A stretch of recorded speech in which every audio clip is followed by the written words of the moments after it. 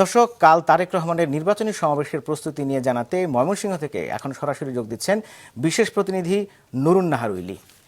Willy, একটু বলবেন যে এই যে সমাবেশের প্রস্তুতি সেটি কি শেষ নাকি?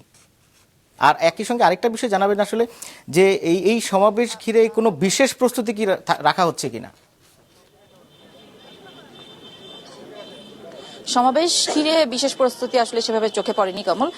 আমরা এসেছি সকালে, তখন থেকে আমরা খেয়াল করছিলাম যে নগরী আসলে ব্যানারে বা ফেস্টুনে সেজেছে কিনা। আমরা দেখলাম যে না, সেভাবে আসলে পুরো নগরীতে ব্যানার ফেস্টুন নেই, কিছু জায়গায় ব্যানার টানানো হয়েছে। তবে বিশেষ কোনো প্রস্তুতি আমার সেভাবে চোখে পড়েনি। শুধু সার্কিট হাউসের এই মাঠেই প্রস্তুতি চলছে এবং যেহেতু এই সমাবেশটা আসলে পূর্ব নির্ধারিত ছিল না, মাত্র একদিন আগে এই সমাবেশের তারিখ জানা গেছে, তো এখনো আসলে মঞ্চ নির্মাণের কাজ চলছে।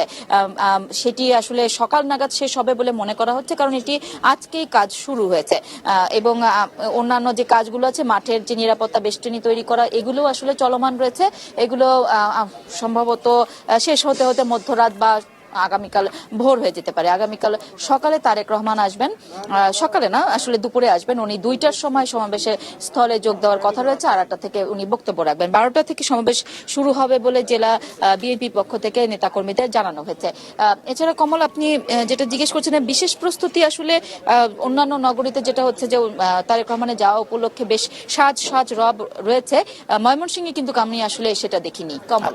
আচ্ছা উইলি, আরেকটা বিষয় যদি বলেন যে অন্যান্য দলের প্রার্থী যারা আছেন, জামাত বা ওই এর পাশাপাশি স্বতন্ত্র যারা আছেন, তাদের নির্বাচনী প্রচারটা আসলে কেমন চলছে?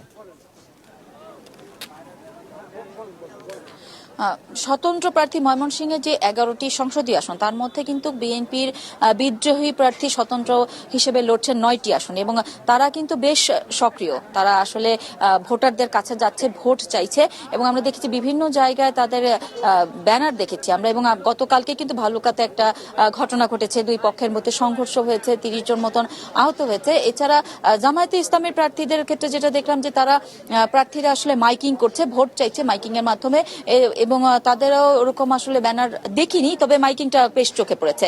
অন্যান্য প্রার্থীদের মধ্যে সিপিবি মানে বামের যারা আছেন, তাদের এক ধরনের ক্যাম্পেইন কিন্তু দেখা গেছে, তারাও বেশ সক্রিয় তাদের প্রচারণার ক্ষেত্রে। উইলি, আপনাকে অসংখ্য ধন্যবাদ আমাদের সঙ্গে যুক্ত হওয়ার জন্য।